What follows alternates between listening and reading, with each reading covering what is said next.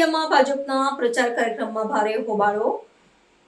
રસ્તાની સમસ્યા મુદ્દે ઉમેદવાર કેસમબેન ડામોરના ગ્રામજનો દ્વારા કરાયો ઘેરાવ. લીમખેડા તાલુકાના નવા વડિયા ગામે ચૂંટણી પ્રચાર અર્થે પહોંચેલા ભારતીય જનતા પાર્ટીના નેતાઓનો સ્થાનિક ગ્રામજનો દ્વારા ઉગ્ર વિરોધ કરવામાં આવ્યો હોવાની ઘટના સામે આવી છે. આ સમગ્ર ઘટનાનો એક વિડીયો હાલ સોશિયલ મીડિયા પ્લેટફોર્મ પર ભારે વાયરલ થઈ રહ્યો છે, જે ગઈકાલનો હોવાનું અનુમાન છે. લીમખેડા તાલુકાની દુધિયા જિલ્લા પંચાયત બેઠકના પ્રચાર દરમિયાન સર્જાયેલા હોબાળા અને લોકોના આક્રોશને પગલે સ્થાનિક રાજકીય ગરમાવો જોવા મળી રહ્યો છે.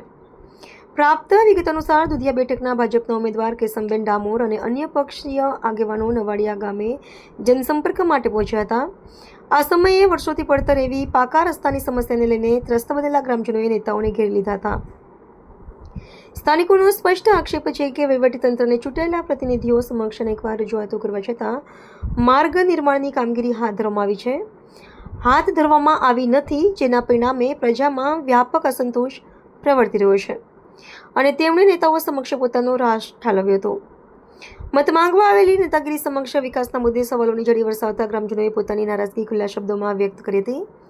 પ્રચાર કાર્યક્રમ દરમિયાન થયેલા અણધાર્યા વિરોધ અને રસ્તાની માંગણીના કારણે સ્થળ પર ભારે તંગદિલીભર્યો માહોલ સર્જાયો હતો.